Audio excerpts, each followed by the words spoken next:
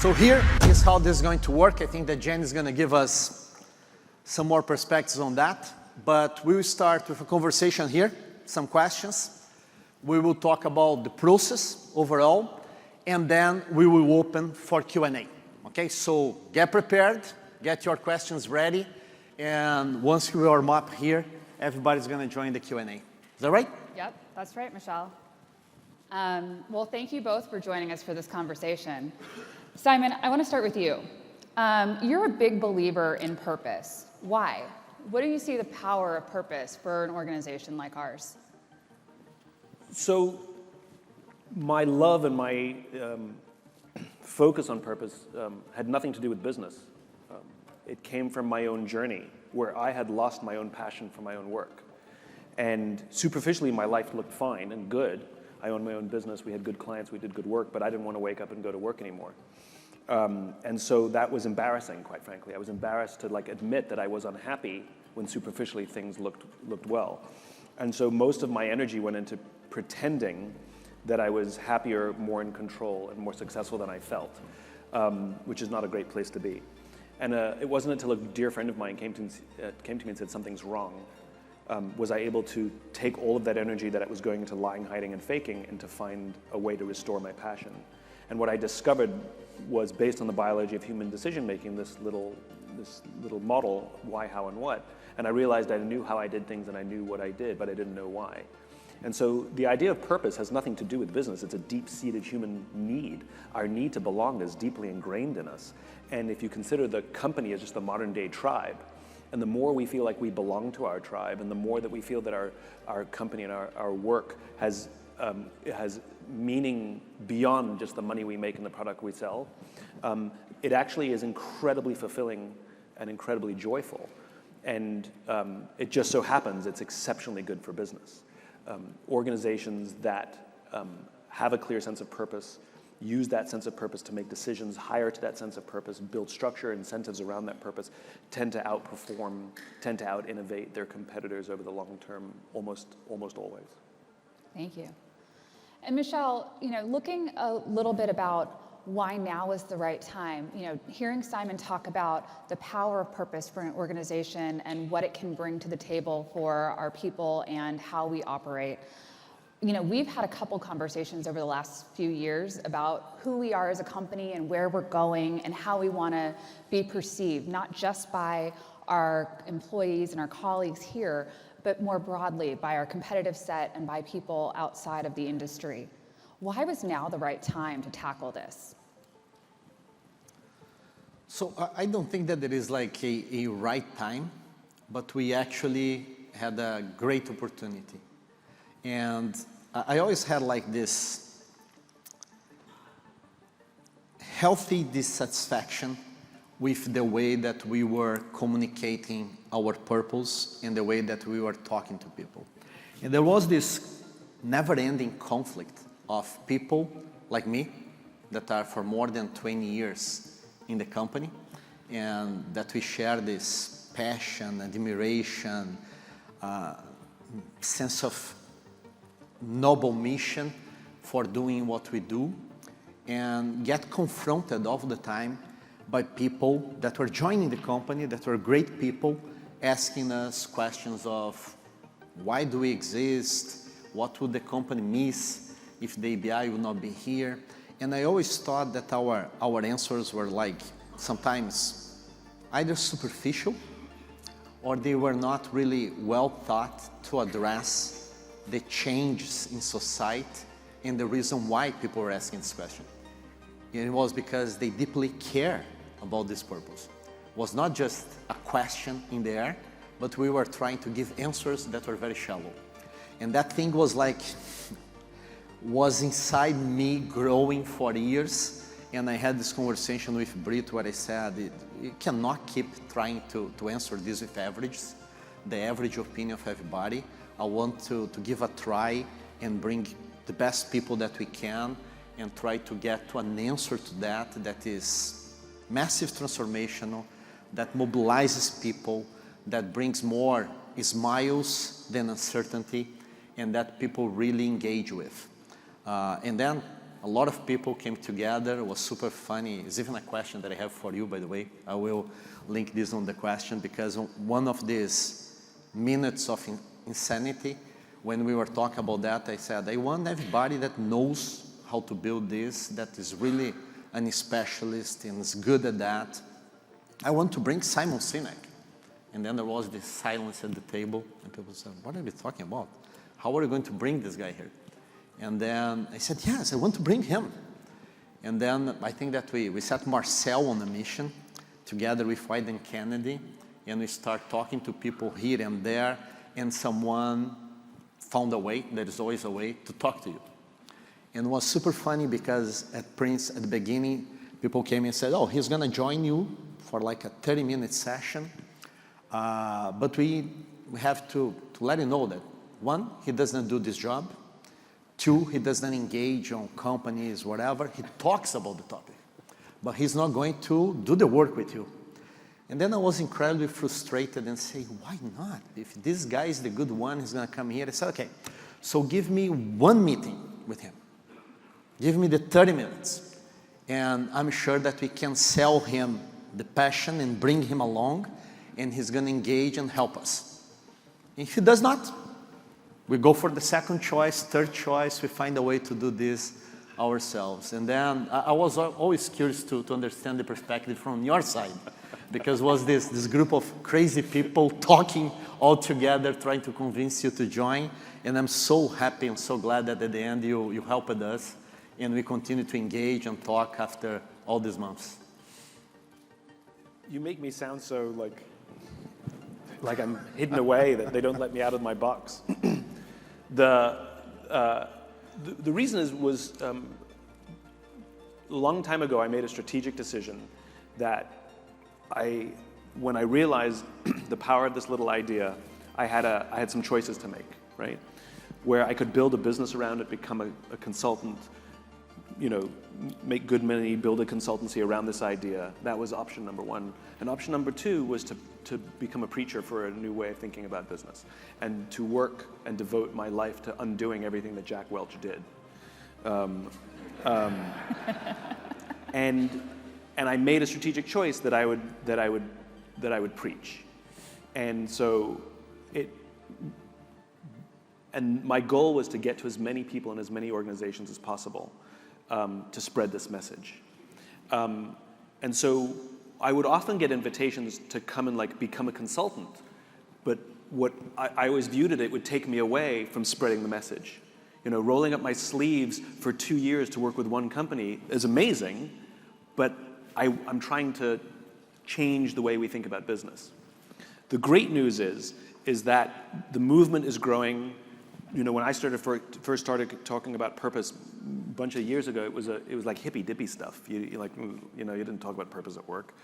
Work was serious, and now I love the fact that major corporations at the highest levels are talking about the power of purpose, because you felt it. You felt like it was superficial. I love that. It's deeply human. You're sort of reinforcing what we said a moment ago, and quite frankly, a lot of companies pay purpose lip service because it's fashionable, right? And so every company has a purpose statement on their website, but the question is do they use that purpose statement to make decisions?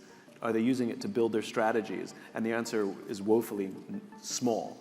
I'll give you one silly example, and I think it's one of the ones I wrote about, which is a pharmacy, for example. If you go to Walgreens, their purpose statement is to help our customers be healthy and something like that, whatever it is. And then you walk through their stores and they sell cigarettes and other really bad things. And if you ask them, why do you do that? They're like, well, the margins are great, It's like, but what about your purpose? In other words, they never meant it. It was never serious. And quite frankly, when we met, I was just blown away by your honesty and your passion, and the fact that you do recognize that there's new ways to run business. I was just completely just drawn to the people, and that you really, really do believe in this stuff. And I find that very attractive. And if you can change the way you do business, you can influence the way other people do business. At the risk of talking for too long, GE back in the day was the leadership factory in the world. that if you had GE on your resume, that was enough to qualify you to go run any other company, you know? Well, that didn't work. You know, many of those executives drilled those companies into the ground. GE is a shadow of its former self, and it wasn't built to last. And no one has replaced GE as the leadership factory for the world. Because the old models, if you think about it, we all came up with the Jack Welch thinking. We all grew up and became executives in that world. And so the talent pool for a new way of thinking of business is zero. What I find exciting is that there's an amazing opportunity for a large company to reinvent literally how business is done. Just like GE reinvented it for those strange times. My question is why not ABI? Like, why not ABI? That the way that you will imagine purpose, the way that you will imagine leadership, the way that you will run your business will be not based on old thinking, but based on new thinking, and that simply having ABI on your resume qualifies you to be the CEO of absolutely any company in absolutely any industry. No one has replaced GE. My question is, why not you? And that's what drew me to you. Simon, following on from that, I think we've all had the benefit of hearing Michel talk about our purpose. We dream big to create a future with more cheers. And we've heard the passion in his voice, and we've heard him refer to our purpose specifically as magical. Is that something that you feel is unique to ABI in terms of having a CEO as well as a company and employees that feel so passionately about our purpose? The simple answer is yes. The simple answer is yes. And I'll refer to the answer I gave a moment ago, which is a lot of the leaders of major public companies came up through the old system. And so, what got me here may not get me there, but the fear of changing what I was raised to believe over a 20 or 30-year career, it's largely fear, because this is what I know. I'm really good at this. I perfected it. Look where it got me. Why would I change? And I think it takes tremendous courage to say, yes, that was great, but what got us here will not get us there. And to challenge oneself and challenge one's company is pretty rare, especially for large public companies. And so sort of following on to that, I assume, and you can both maybe speak to this, that you both see purpose as a major driver or catalyst for opportunity for a company. I mean, yes. I mean, the simple answer is yes. I think we all agree, and you and I definitely agree. But I think it's also, if you look at this young generation who's coming up, remember that they grew up in the old model. More important, their parents worked in the old model. And so I hear so many people complain that this young generation shows no loyalty to the company. They're in and out. Well, remember, they watched their parents get laid off because the company missed its arbitrary projections. The company was profitable, just not as profitable as they promised, and so their parents lost their jobs, right? So why should they be loyal to the company? That's what they saw, no loyalty to their parents. And it was not a meritocracy. Their parents were working hard. And so I don't blame them. And so they organically are challenging the old systems because it doesn't feel right. And they're looking for companies to respond to that. And most companies either pay it lip service or just don't. And so I think any company that ignores the changing tides of the world will find themselves playing defense and playing catch up in a few years as that generation gets older, because they're demanding it. And they're not wrong. Right. Thinking through kind of the opportunity here, one of the things that we had talked about when we were creating the purpose statement was that it would be something that was true today, but also would live in through the future. Can you talk about why that's so important for an organization like ours? So I'm a devotee and complete fanatic for the infinite game and having an infinite mindset. And very quickly, just a quick definition so you know what I'm talking about.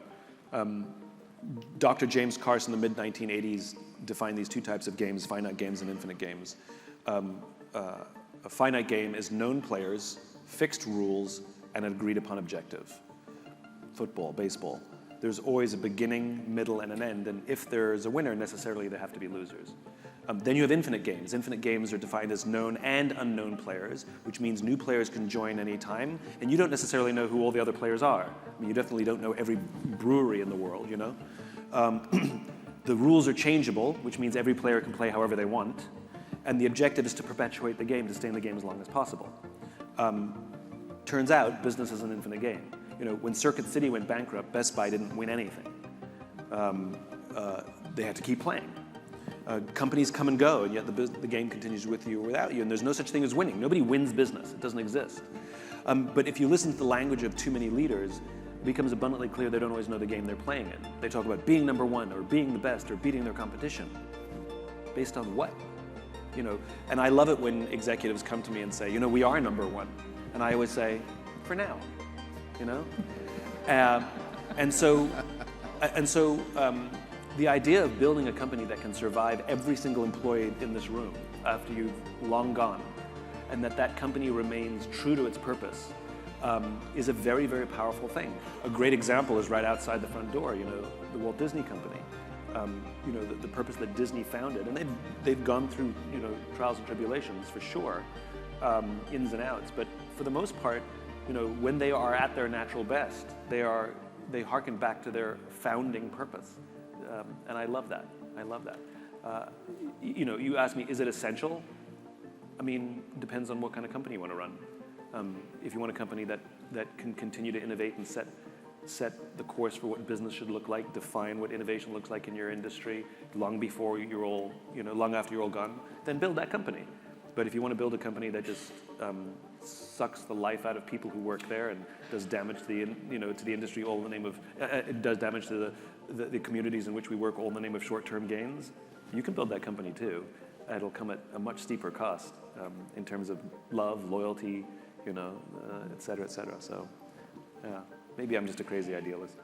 So I think, Simon, as far as the infinite game is concerned, and I think, I know we have one zone, for example, that has fully adopted the infinite game, and I imagine we as ABI, knowing Michelle, we want to be infinite players. But we've heard from speakers yesterday and today that have talked about sort of the tension between, needing to meet short-term metrics and having our eye on the long-term strategic objective. And those metrics having everything to do with quarterly earnings, as well as the annual targets that we set for ourselves and we live and die by. So, and this question is both for Michelle as well as for you, Simon. I guess from an ABI perspective, how can we be an infinite player and align that tension so we can still meet our metrics as well as have that sort of long-term growth strategy? So the infinite game is not the absence of finite games. You can absolutely have arbitrary goals. And remember, most of the financial goals we set, a few people sat in a room and said, what do we want our annual goal to be? And somebody says, let's make it this number. And somebody goes, no, let's make it this number. And that becomes the number, right? There's nothing wrong with that. Absolutely nothing. In fact, it's necessary. Human beings are very tangibly driven animals. We like counting things. It's actually important. Can you imagine running a marathon without mile markers? It would actually be unnerving. So metrics help us measure speed and distance, which is very, very important. But we have to remember that when we hit a metric or don't hit a metric, the game has not been won or lost. They're markers, right? And that's the important part.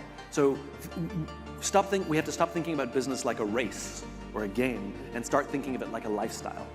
So for example, I want to be healthy, right? So there are many things I have to do to be healthy. I have to eat right, I have to exercise, I have to get enough sleep, I have to nurse my personal relationships. There's probably 15 or 20 other things. Can't do all of those things well all the time. It's a striving. Same in business. We have product, we have marketing, we have sales, we have leadership. We can't do them all right all the time. It's a striving.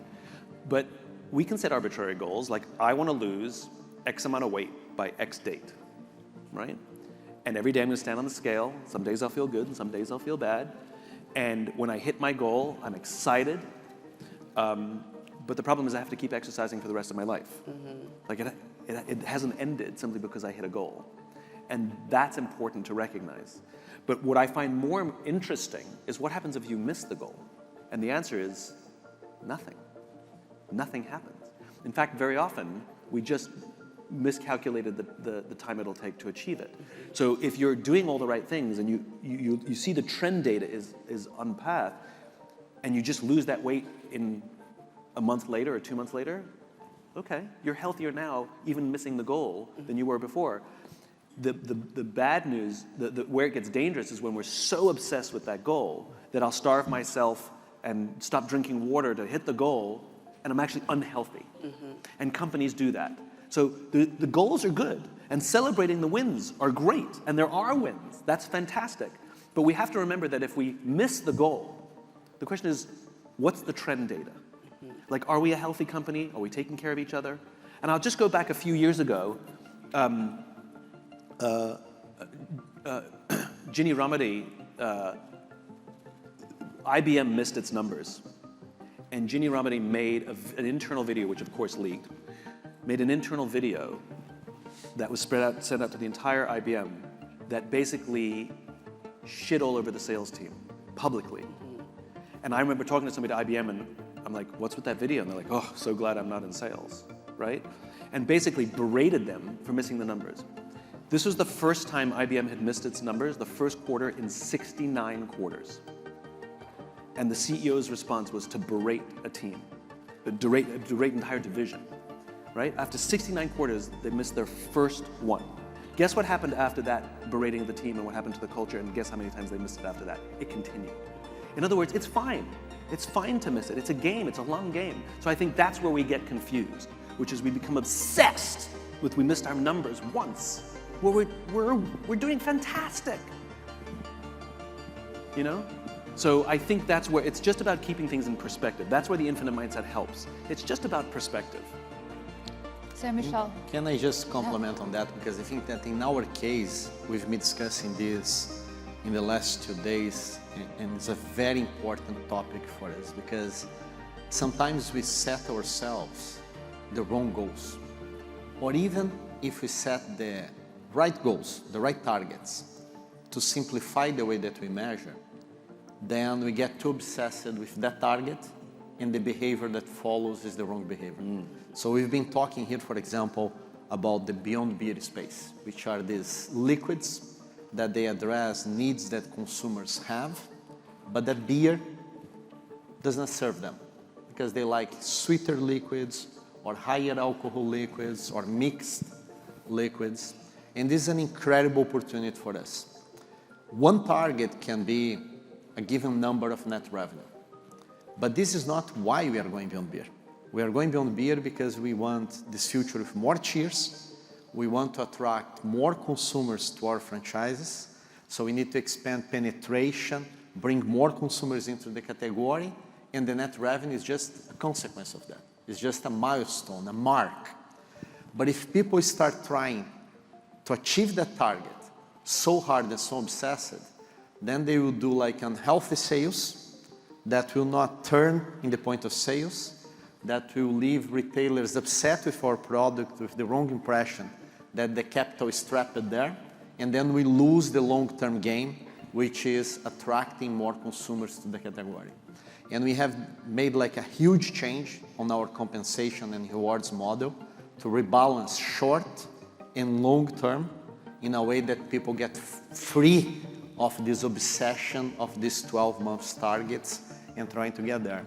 And the other thing that I agree 100% here, my example is a much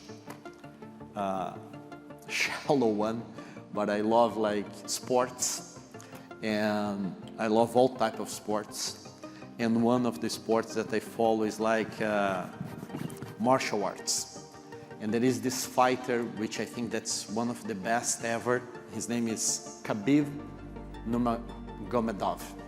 And this guy came up with one idea that is like, he always talks when he's fighting. The other guy is trash talk. He talks like serious stuff. And he was saying in one of these world championship fights, like, win or lose, doesn't matter. I know how much I put into. I know that I'm giving it all here today. And if God helps, I will win. If not, I will lose and I will come back. Because this guy, he is focused on that fight, but he knows what he wants for the long term. Yeah. So win and lose it today, circumstance. Winning the long term, I know where I'm going to. Yeah. And I think that this is a little bit of this idea of quarter by quarter. There will be win and lose. And we need to get used to that because you learn a lot when you lose.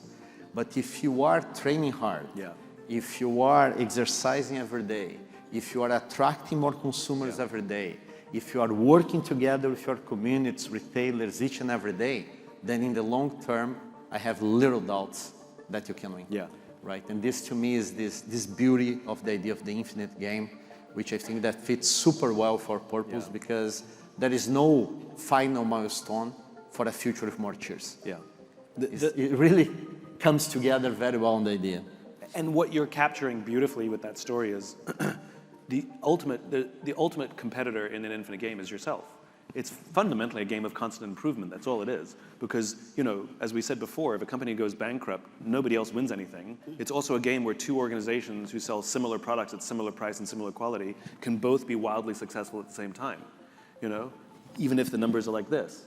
And so I think what you're talking about is exactly right, which is the game is constant improvement, and the losses reveal to you opportunities to improve. Well, I think constant improvement is something that we always strive for at ABI. You know, Michelle, it sounds like you're really talking about the fact that if we all focus on bringing our purpose to life, you know, focus on dreaming big to create a future with more cheers, that we'll all see the benefits from that. Can you talk a little bit about how you want everyone in this room to help bring that purpose to life? Yeah, I think that the first point on that, and I like to repeat this over and over again, I think that we had like a couple of amazing moments when we were working on this purpose. And one came from one question that you asked, which was, what is the very own thing that defines your culture and that is there since the foundation? As you do this soul search, you always remember that that was part of the company. And we came up with this moment saying, this is dream big.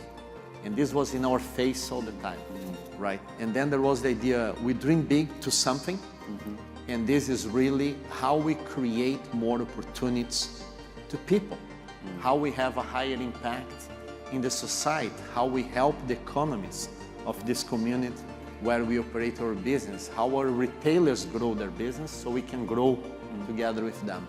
And this is a job that's like, it's easy to define, come up with the purpose of the direction, but the execution is very granular, right? The execution depends on each and every country, in each and every region, and in the leaders that we have here at the room. That's why every time that I go to visit a different country, to talk to people, I want to know what they are doing that is related to our purpose so I can come back and tell the stories, right? So I think that what I expect is people really walk the talk and live what we are discussing and trying to build together, because there are plenty of opportunities out there and no one person can execute all of them. So we need everybody to work together.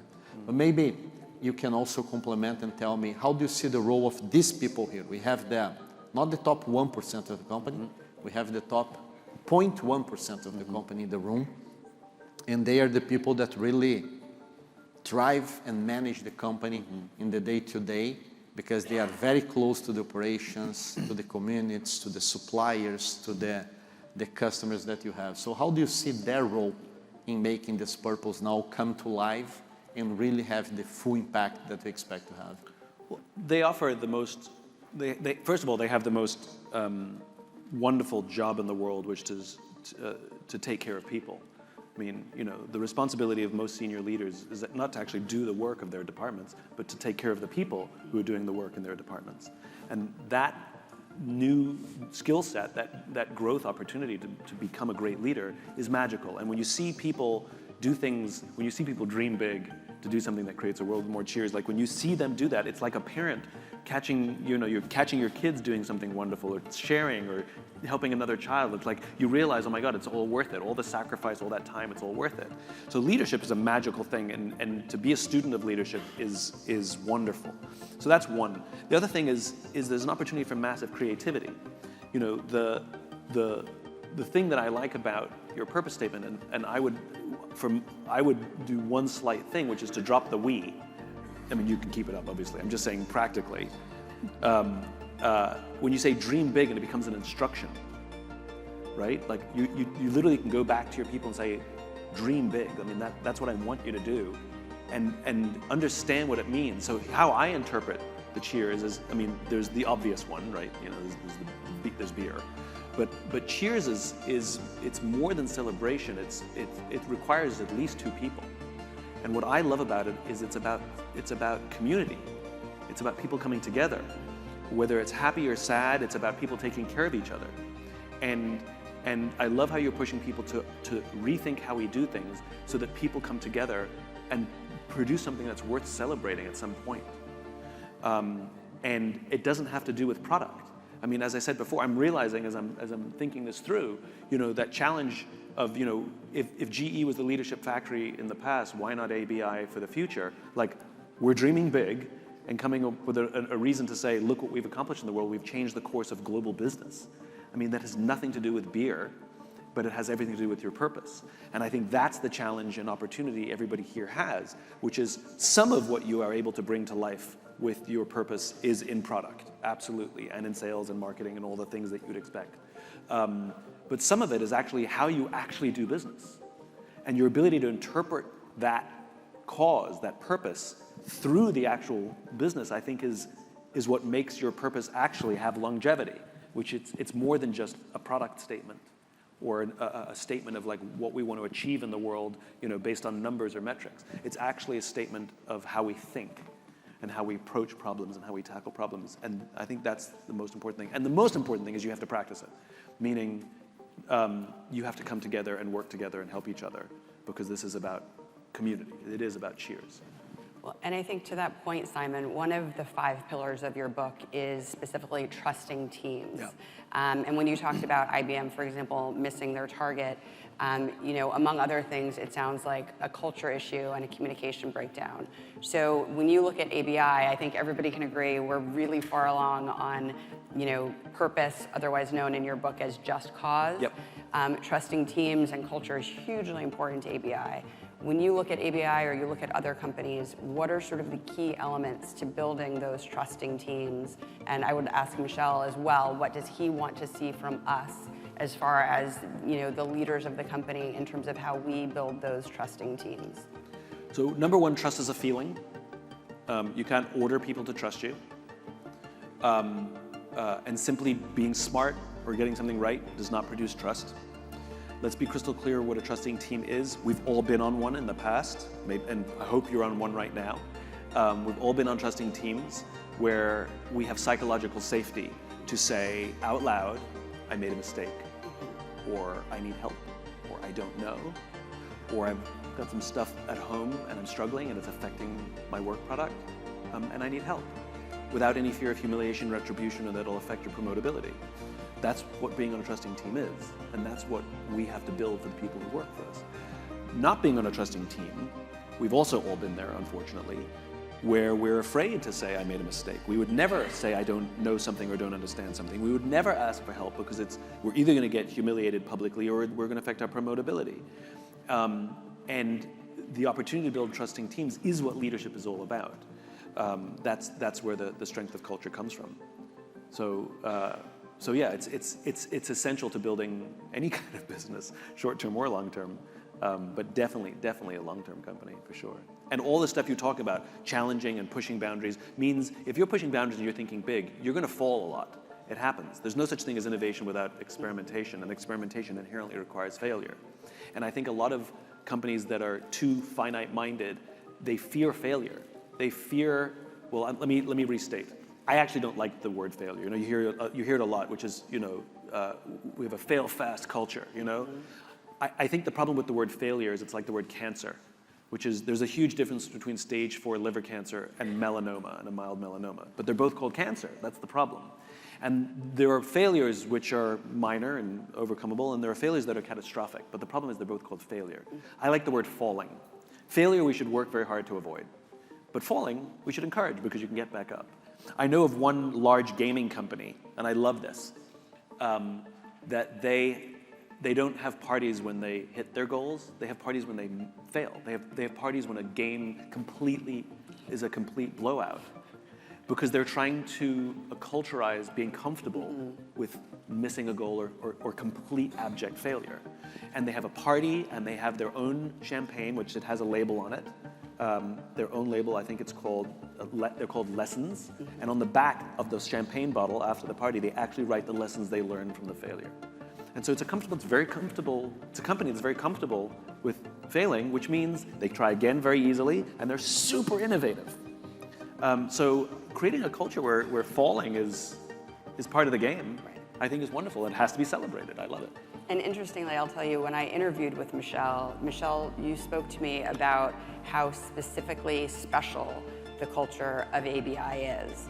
Can you talk a little bit about that? And I also both have had the privilege of being offered help and been told to ask for help by you. How did you come to this sort of way of leadership? So if I go back to the previous question before answering that, I think that trust is at the very center of building teams and having engaged teams.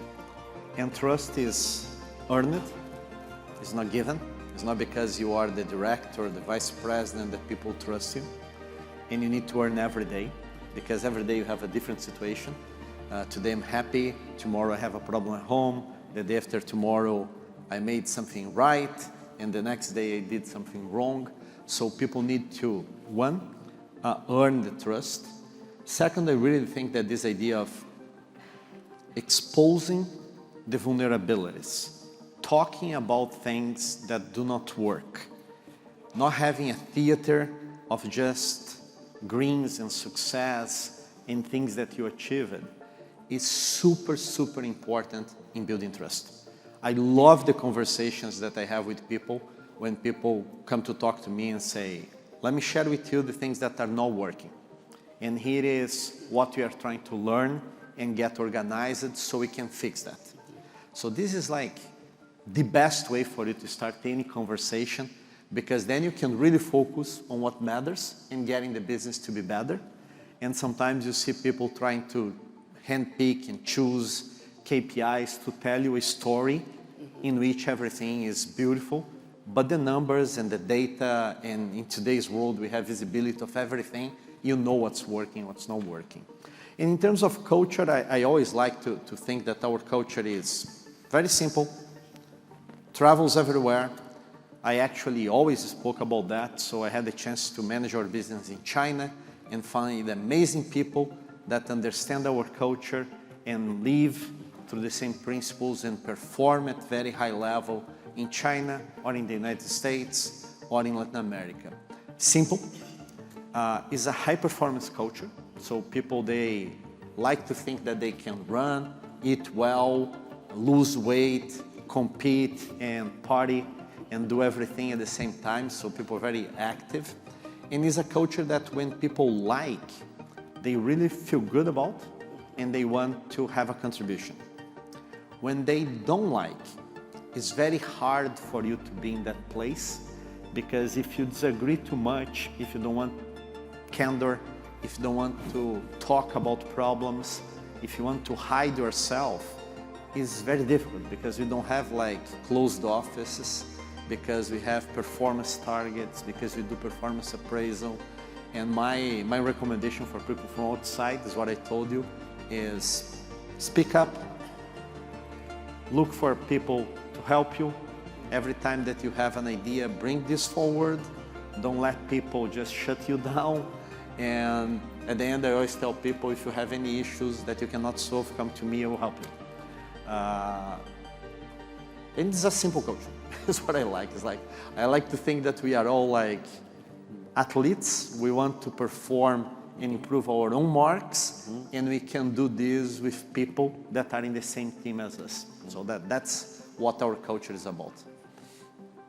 Great. It's nice. I want to make sure we have time for audience questions. So we'll ask one more question here, and then we'll go to the audience. Love it.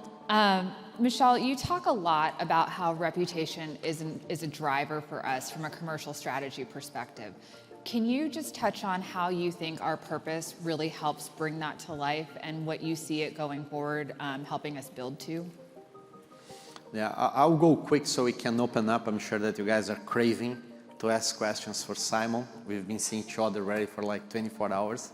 But I think that the very simple thing here is, we have an amazing company we are part of an incredible industry and an incredible category. So beer is a big category. I repeat this all the time.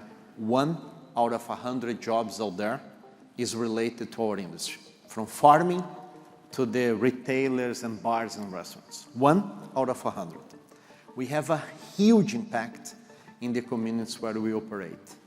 We have a category that's very inclusive, men, women, young, old. It doesn't matter where you come from. You can always sit, drink a beer, talk, and that's gonna serve you in many different purposes, shapes, and forms. It's very natural, 4 ingredients, right? So barley, yeast, water, hops, and you have these incredible beers. And it's very local, right? So different from other companies, we are not like designed in Palo Alto and produced in Bangalore or in Bangladesh or somewhere in China. So we have businesses across 50 plus countries, several factories and people and communities that rely on the work that we do. But we have not been telling our story out there all the time. And because of that, others start to tell our story and build the reputation that we need to live with, because we don't have the courage to go there and tell our story and say what we stand for and what we do. And the most incredible thing is that when people get to know us, the more they know, the more they like. So we were in this event that I just was sharing here, the result of the work that you all do, and I start talking to people in Washington, and you can imagine the conversations, the audience and people, and the conversation was 2 minutes, 5 minutes, 15 minutes, and was unstoppable. At one point in time, we were talking for more than an hour, and people continued to ask questions about what we do in Africa. How do we support the retailers in Mexico? How is this thing of designing the seeds that we use for barley in Argentina and Brazil? And people don't really know the beauty that exists inside the BI. And I think that as we work together, collectively, to tell our story, to build our reputation, then it's always easier to open any door, to do business, to bring partners in, to have more people sharing the dreams with us, because we'll never be able to realize all the dreams only by ourselves. We need partnerships, we need extensions of the company. We need to bring people to work with us and help us to achieve what we want to achieve. And this is what reputation is. It takes a life to build what you need to build, and you need to take care, because if you lose for one moment, it's gone forever, right? And if not us, to bring the reputation of the beer category, if not us, to build the reputation of ABI, who then, right? So we need to tell our story. I'm living proof of that, by the way, which is, of course I know Anheuser-Busch, I knew some of your brands, not all of them, and like, whatever, beer, And when I got to know you, I fell for something and saw something that I didn't know, and understand that there's something really pretty magical going on here, and narrative really matters, and your ability to tell your story that goes beyond product is I think an amazing opportunity, so that people shouldn't have to they shouldn't have to have a meeting with you to know how magical you are, it only reinforces it.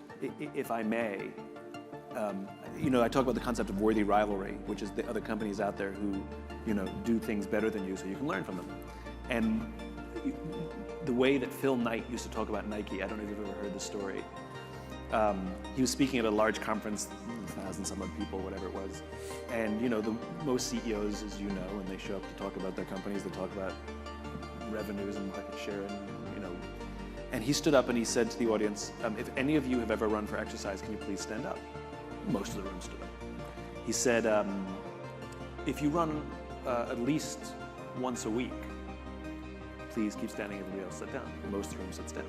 He says, if you run on, twice a week, please keep standing. He says, if you run 3 times a week, rain or shine, regardless of the weather or the temperature, please keep standing. There's now a smattering of people in the room. And he looks out at them and he says, the next time you're out there before the sun is up, it's dark, it's cold, and it's wet, and you're running by yourself, we're the ones standing under the lamppost cheering you on. That's how he described Nike. And in an instant, you understand what just do it means. Just do it has nothing to do with winning. It has to do with trying.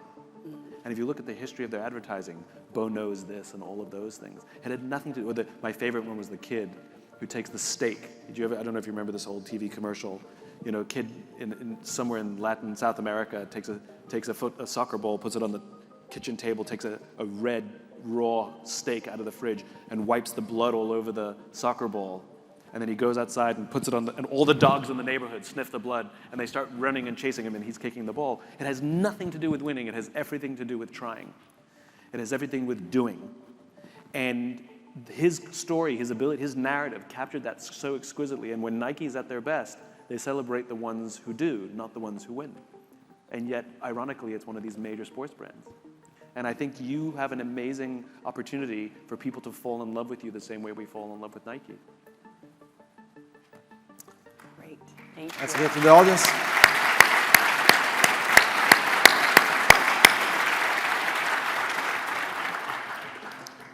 Well, we have some time for some audience questions. So I believe we've got some mics around the room. Paddle number We have 4. Andreas Yep, in the you back go. there. Andreas? Yep. Thank you. Thank you, Simon, and thank you for sharing your personal story and why purpose is so important for each of us, not only for companies. Really move and touch with your comments. In this company, we call responsible drinking, promoting responsible drinking, we call it smart drinking. How do you see the role of smart drinking into our purpose going forward? I don't think, so smart drinking is a practical necessity for the product that you have because it has alcohol in it, right? Like there is actually a healthy, there's a safe and unsafe component to your product, right? Like any product, like, you know, if you make a car, we want you to drive not like a crazy person, like you have to drive responsibly, you know? And so if your purpose is about community and taking care of each other, if your purpose is about dreaming big and creating a world where there's more cheers, I think one of the things that instilling responsible drinking or smart drinking actually is actually less about the individual, because if they got the point where they drank too much, I don't know, you know, they would usually stop. It's about our friends. It's usually our friends who say, I'll drive. It's our friends who say, I think you've had enough. It's our friends who say, just one more. I actually think smart drinking is very much built in your purpose when it's done the best. And I think to say that every individual person has responsibility for themselves at all misses the point of what it means to be a human being. So I think if we can inspire people to take care of their friends who've reached a limit, I think that really captures your purpose. Great.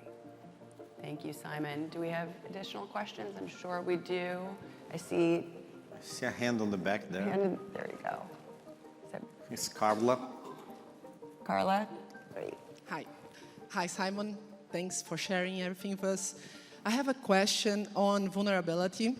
We have a massive cultural revolution going on, and we see, like here, high leadership really engage with that. Yep. There is a difficulty. Like we say that we are not leaders anymore that know all the answers, but we learn everything.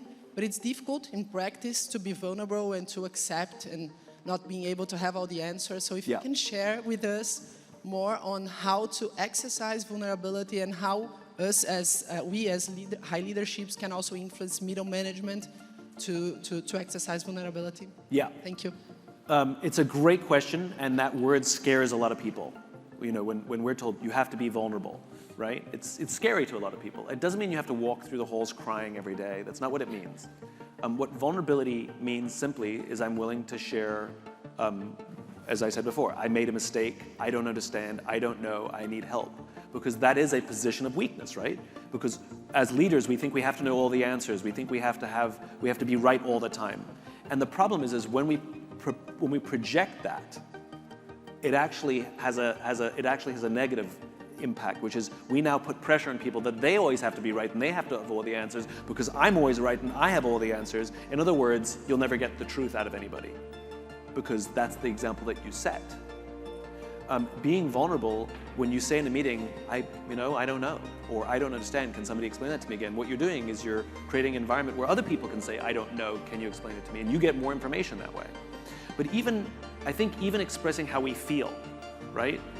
I think people are afraid of that. And I think COVID was a little bit magical because we saw people at home, we saw people in sweatpants, we saw people with their kids running through the screen and their cats jumping across, and it was imperfect. And things, you lost the sound and we had bad connection, and it was all fine. Everybody was patient.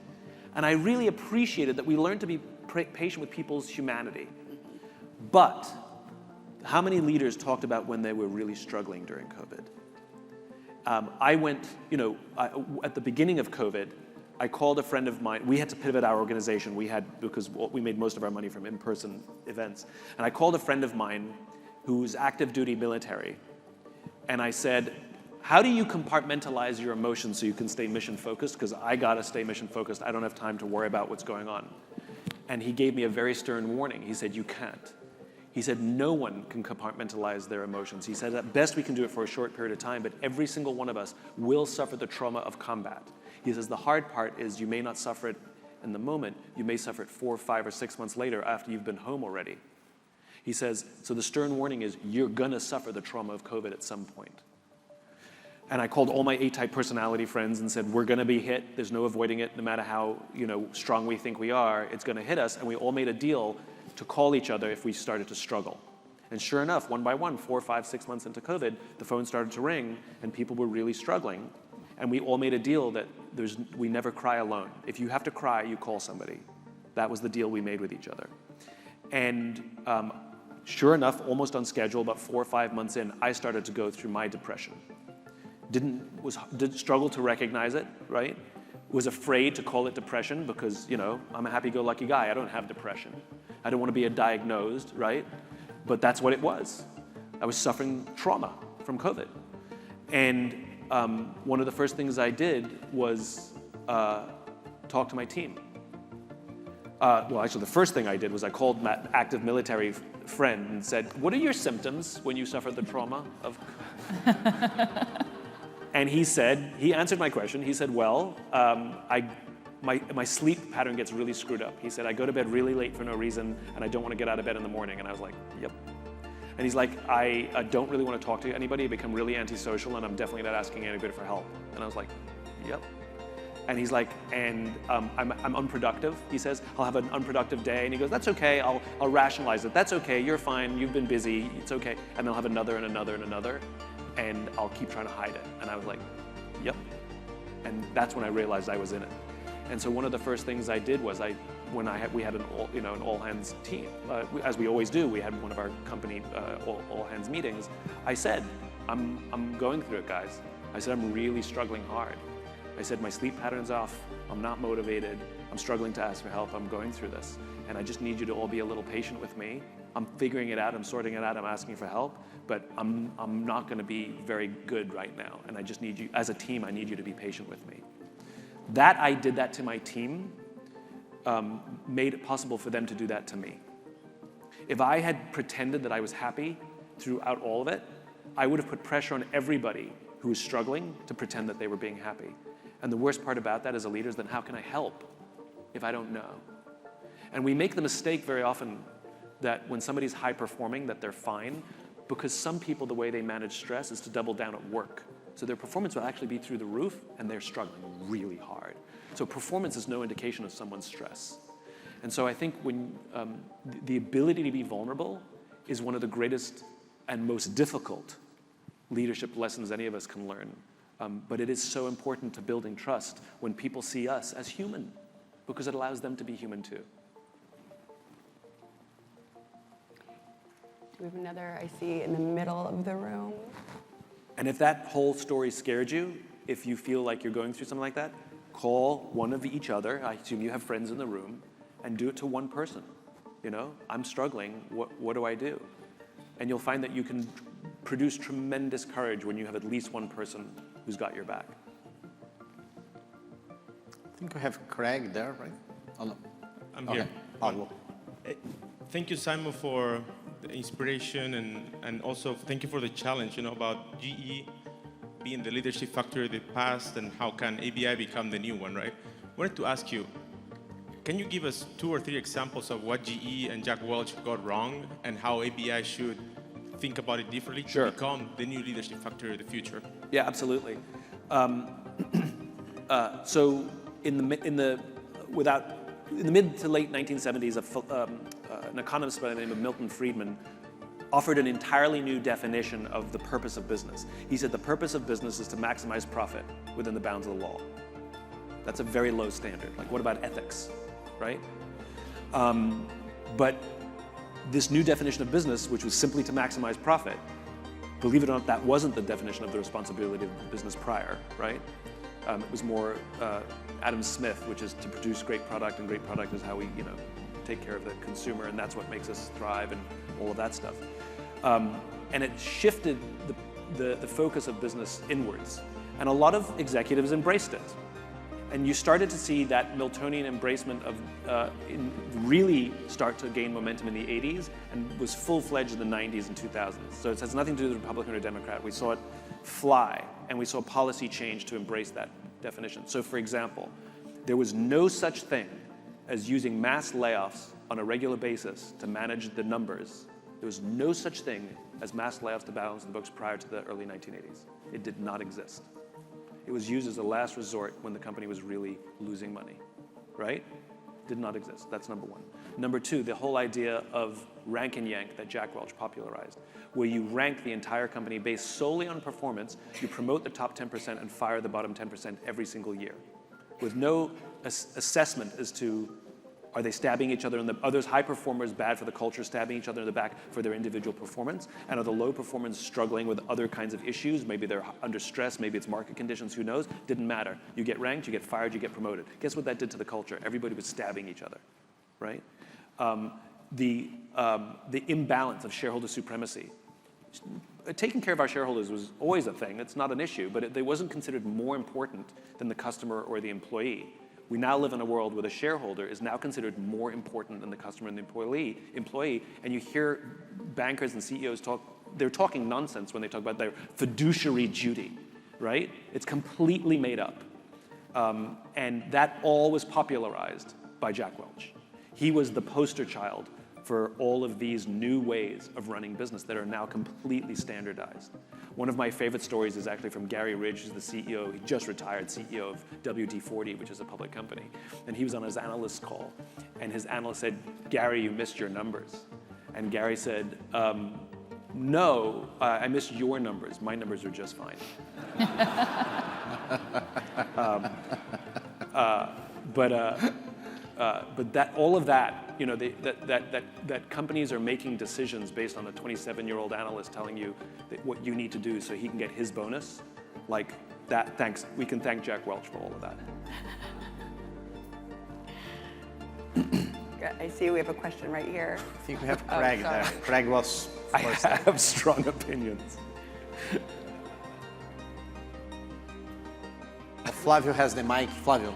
By the way, I'm also the first to admit that the pressure is very, very difficult and overwhelming from the public markets. I don't mean to minimize it, that it is very difficult to find the courage to do the right thing that you know is right for your company, despite all the pressures from the external markets, from the outside. I don't mean to diminish the pressures. I know it's huge, but there's already a movement to start to push back, and I love that. So Simon, as a follow-up to that, you're talking about incentives in the short-term mindset. So what's the right incentive structure when you think about the infinite game of business? Sure. So it has to be balanced. There's no such thing as a perfect, first of all, there's no such thing as a perfect company. Let's start there. Just like there's no such thing as a perfect person, despite what we think about ourselves, right? That was a joke.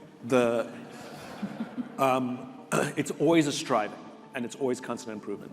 And going back to some of the stuff that Jack Welch did, which is the incentive structures became too lopsided, where the performance of the company actually was not how executives were compensated, it was only the performance of the equity of the stock. And we think about that for a second. You know, when a company announces mass layoffs, the stock price usually goes up. And when they announce a huge investment in R&D, the stock price usually goes down, right? Which, if you think about business, It's the opposite.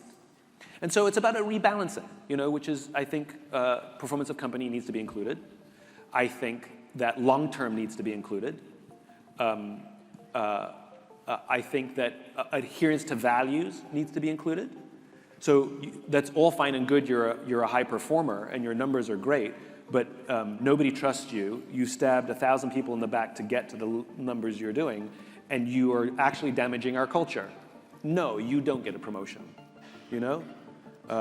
There's one company I know out there who does what they call 50-50 bonuses. 50% of your bonus is based on your numbers, and 50% of your bonus is based on contribution to culture. So if you hit your numbers and you ignore culture, 50%. If all you do is walk around and check on everybody, but you don't actually do any work, 50%. The point is, and it goes back to what I was saying before, unfortunately, there's not a lot that exists out there about companies that have profoundly changed these things, especially in the public markets. It's very much the old ways.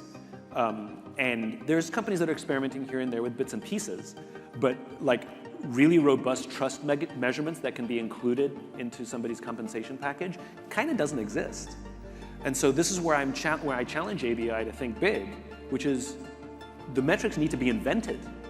And just like Jack Welch either invented new or created such an imbalance for the metrics that have become standardized today, we need to invent new and recalibrate. But I wish I could tell you which company has done it, but it hasn't been done. Not en masse, anyway.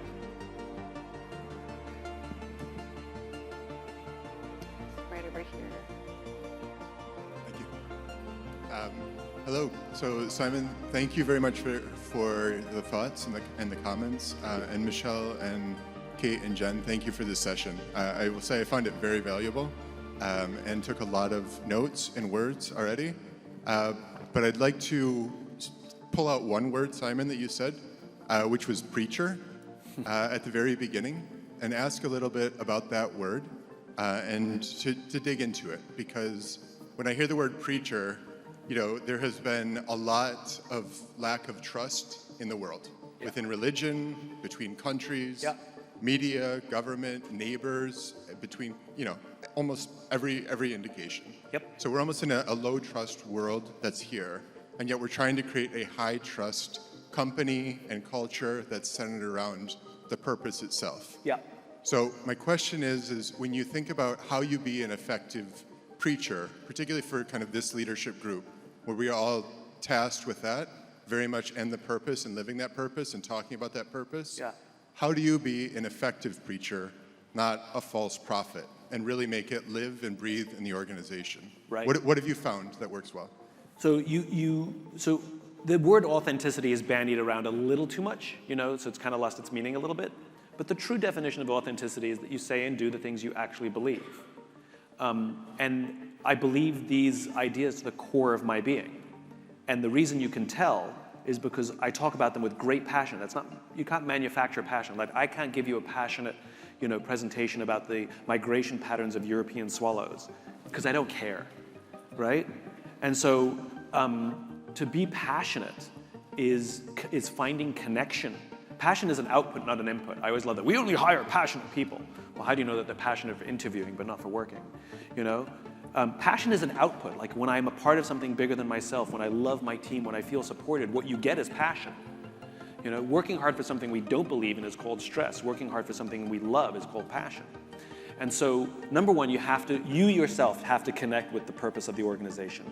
If you find it corny or cheesy, then this may not be the place for you. Like you actually have to find personal connection in it. And as Michelle said before, like in the past, it felt superficial.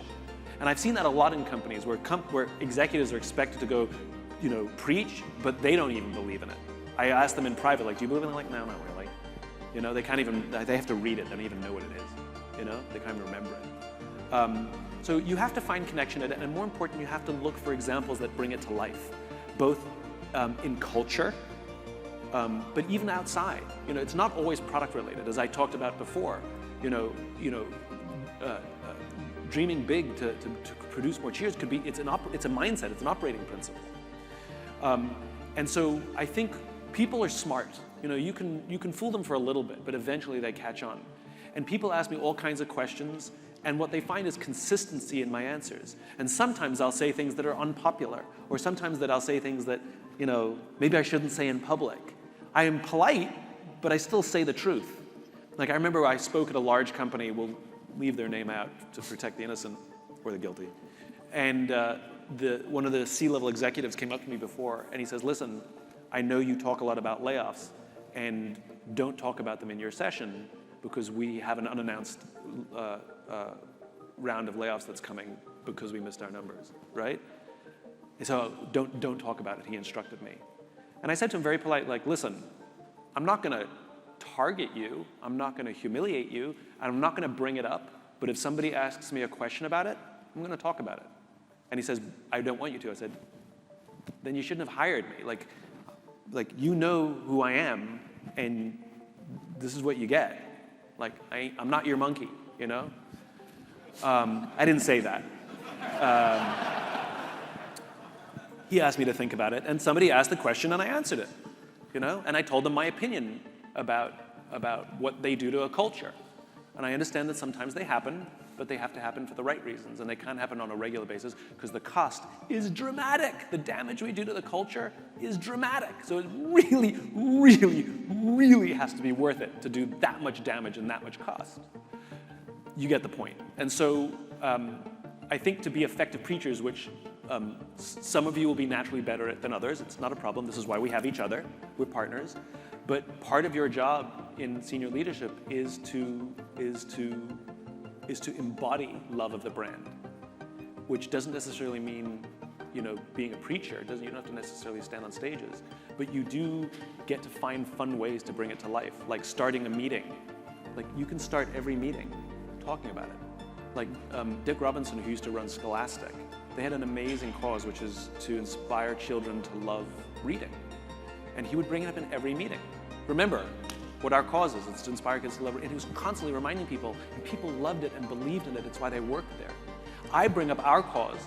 We imagine a world in which the vast majority of people wake up every single morning inspired, feel safe wherever they are, and end the day fulfilled by the work that they do. I talk about it constantly. I bring it up in our own meetings with our own team. I make no assumptions that everybody knows it, no matter how many times they've heard me say it. And I think that's what it means to be a preacher, which is, look at real preachers, people who talk about their faith. People who talk about their children, right? It's like, more about your kids, right? It's like people, when they have love for something, all they want to do is tell you about it. And that's what it means to have, that's what I think it means to be a preacher. It means to have love.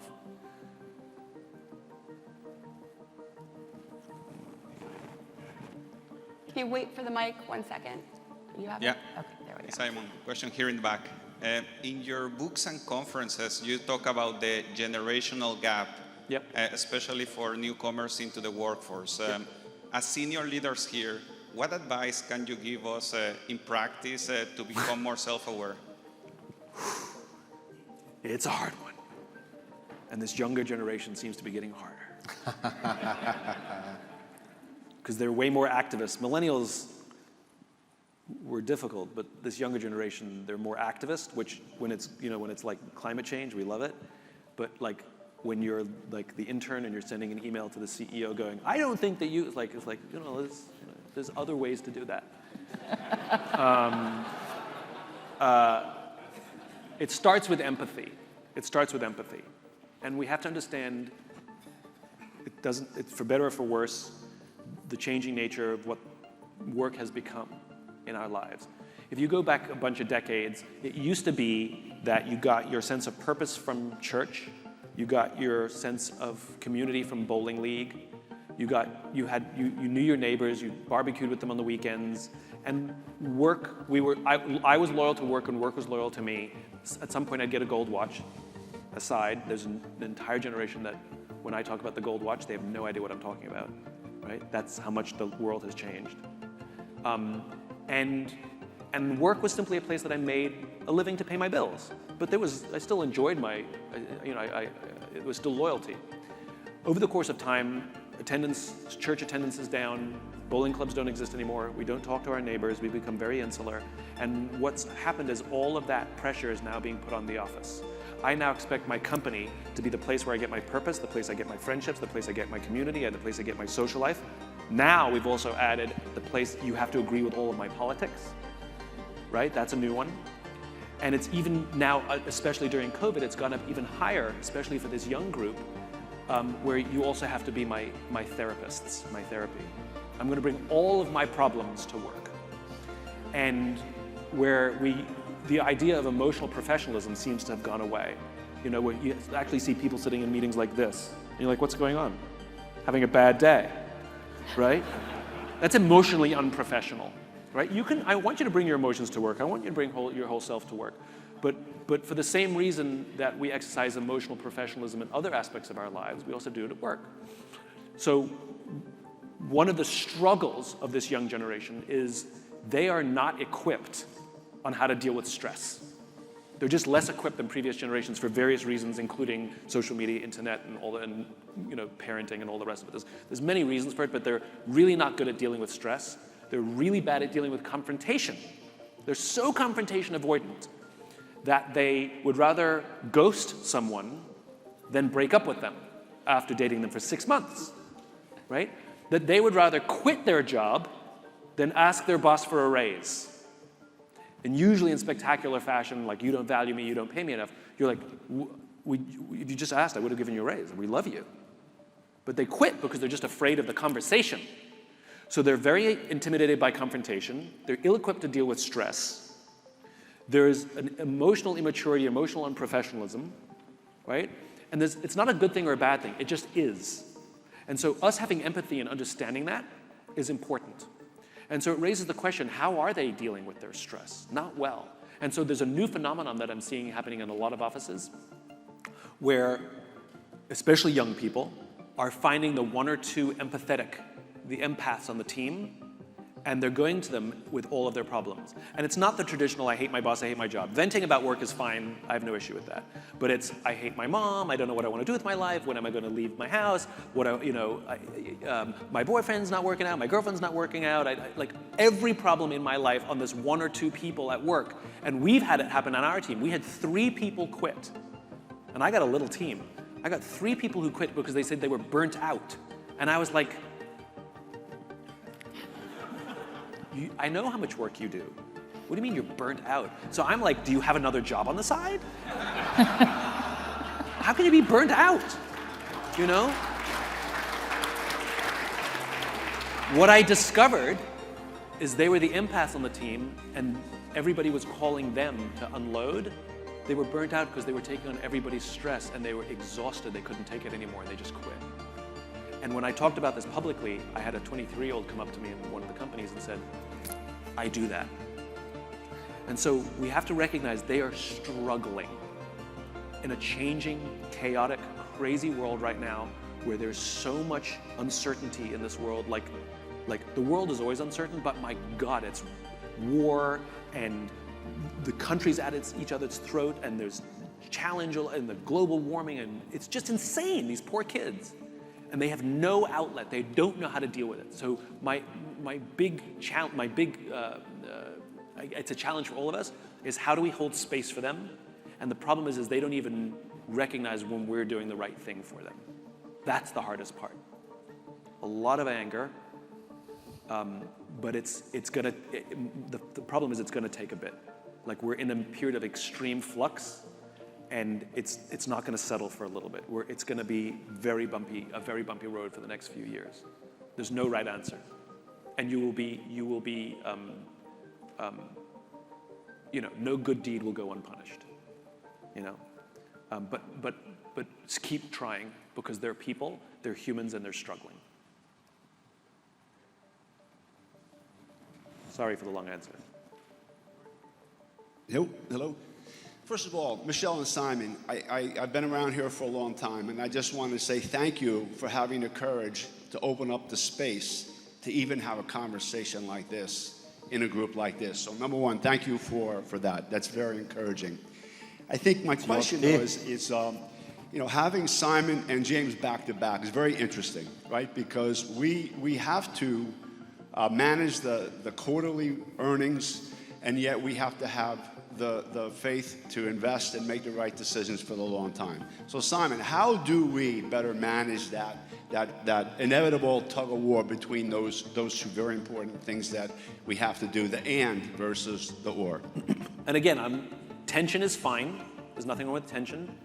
But it's recognizing that, and it goes back to the analogy I gave before, which is hitting a number doesn't mean the game is over, and missing a number doesn't mean the game is over, you know. And recognizing that we have to survive is more important. That we have to. One of the fascinating things during COVID was because most companies went into such survival mode that literally 0 companies were concerned with what their competition was doing. Literally 0. No one cared about their competition. They cared about survival. Well, that's the right attitude regardless of what the economy is like. Don't worry about what your competition is doing. They're doing great, right? Worry about what you're doing. The only time you worry about your other competitors is if they do something better than you and you can learn from them because their strengths reveal to your weaknesses. And so there's nothing wrong with the tension between the short term and long term as long as you know that it's not equal. It's this. Long term is always more important, always. Because if you focus excessively on short term, you're building a short term company. Look at GE. It's a shadow of its former self. And it's leadership. You have permission from the highest levels to think that way. You have permission at the highest levels to dream big and reimagine how we think about our business. And inevitably, if you're going to challenge the status quo, which is to challenge the way the public markets currently work, where you're forced to make decisions from the outside that you know are bad for your business. Every senior executive of a public company knows that. Big open secret, like we all know that, right? That if we're going to start pushing against those tensions, we're not going to do it in an angry and aggressive way, but we're going to start pushing. And there's plenty of examples of companies that are starting to push. You know, CVS, when they took all the cigarettes out of their aisles because it didn't align with their purpose. Wall Street had a conniption. Turns out all the EBITDA, all not the EBITDA, margins. I've forgotten the specific margin, but everything came back within a week. And the stock price went crazy. And the thing that the analysts didn't know is loyalty from customers and employees skyrocketed. That people chose to spend more money at CVS. They didn't lose any money. When American Airlines decided to give pay rises to their flight attendants and their pilots out of contract, where Wall Street demanded that they ask for something in return or not do it, wait till the contract expires. And American Airlines said, no, they're the lowest paid employees in the industry. We have to do right by them and ask for nothing in return. American Airlines actually does something that's very sophisticated that I really appreciated. They have bifurcated their shareholder community. So when they say that they're shareholder driven, they've actually bifurcated the group into long-term holders and short-term holders. And they actually focus exclusively on the long-term holders because the short-term ones are fair-weathered fans. They don't actually care what kind of business you're running. And if you're doing well, they invest in you anyway. And so what American Airlines did is they literally ignored this group of investors and they pay attention to these. So when they called those investors and said, we're about to give this big pay rise, those investors went, it's the right thing to do. Go ahead and do it. We believe in you. We know the stock's going to get hammered for a short period, but that's okay. Do it. That's being shareholder driven in a healthy way. I thought that was very clever. But again, they're pushing up against the limits. They're not coming in with a sledgehammer. Simon, let me just make one question here, and then I go to you and Helga. One thing that to me is interesting, I'm just wondering if you can give us some ideas on that. I was in Cannes, and we saw that for the first time, like majority of the Lions and awards, they were given to brands that presented work related to purpose, sustainability, causes. So it's almost like if this dominated the creative environment, and there was a lot of creativity, but linked to a purposeful execution. And this morning here we were talking to an analyst that was saying that for the first time in many, many months and quarters, majority of the conversations that he has been having with investors is not moving around ESG, sustainability, and things like that. So what do you think that the current situation of recession, war, economic crisis, and this new generation coming will provoke as a change? So what do you think that are emerging trends and disruptions that will come? So what are we going to see 5 years down the road in Cannes? What's the new big thing coming? So I think we forget that companies are living, breathing animals. And the ones that thrive over the long term are able to adapt with changing politics, changing tastes, changing culture, changing technologies. And we've seen entire industries disappear because they were incapable of adapting to new technology. The internet's the best example. Like, literally didn't know what to do. They just went out of business. Or like if you look at television or movies or music or publishing, they're all still playing defense, still trying to catch up and figure out this internet thing because they have these old business models. And I think it's a powerful thing when Larry, when the Business Roundtable, makes a public statement about the importance of purpose, weirdly signed by Jamie Dimon, the CEO of Johnson & Johnson, the CEO of Progressive. Johnson & Johnson had to pay $550 million fine for its role in the opioid crisis. Jamie Dimon, thinks purpose is how much you give back to your community. Like, they're not really good representatives of what purpose is, but the point is the pressure from the market, the pressure from young people and employees that this really matters to us is actually forcing these CEOs who, they may have had a come to Jesus moment that year, all three of them simultaneously, it may have happened. But I just love that. It means that the thing that we stand for, the things that we're talking about here, are actually shaping business. And where for too many years, it was those folks who are forcing us to do it their way, now we're actually applying the pressure and they're starting to talk like us, even if they don't believe it. And so I'm less concerned about what the advertising looks like in 5 years, because I think the advertising is a reflection. I think the advertising simply reflects what people want to hear. So the fact that they want to hear that, I think, is fantastic. My aspiration is that companies actually start doing it, not talking about it. That it's one thing to make a piece of marketing about it, a piece of advertising about it. It's quite another thing to make a strategic decision back at your company about it. So I'm hoping that the actions follow the words more. But yeah, no, it seems to be going in the right direction. Angelica. Simon, a moment ago you discussed about the relevance of the narrative. Yeah. My question is if you have any advice or a benchmark on how to do this in a very bold manner outside, how to position a good narrative of our purpose that you helped us to create outside. So there's many ways to do narrative. There's no right way. I mean, one of the ways it shows up, obviously, is going to be in some of your marketing, especially your brand work, of course. I think there are some very clever things you can do at a product level. And this is what I love about purpose. When you have clear and compelling purpose, it starts to make you creative, right? At every level. So, for example, and again, learn from your worthy rivals. Do you remember a bunch of years ago, one of the soda companies, I think it was Coca-Cola, they put people's names on cans, and you just would go, remember, just for a while, it was just a marketing thing. I mean, you could write things on cans that capture the spirit of what cheers means. I mean, you could write cheers, but you can actually write statements like, cheers because I love you, cheers because congratulations. Cheers. Like, you can write those things on the cans, and you can start to do it in product. That's narrative. You're starting to tell your story through your product. Also, the way you talk about your jobs, quite frankly.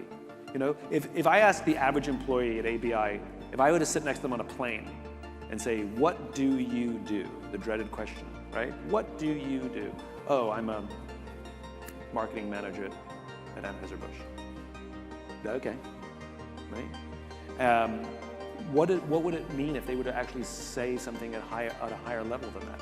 Oh, I get to help find new ways to bring people together to celebrate each other and take care of each other. That's amazing. How do you do that? I'm actually a marketing manager at Anheuser-Busch, right? where when narrative starts to seep into the culture, people start talking about the cause before they start talking about their jobs. You know, Marines. If you ask somebody in the army, what do you do? They say, oh, I work in the infantry, blah blah blah. If you ask a Marine, what do you do? They say, I'm a Marine. That's what comes first. It's the global, right? It's the membership.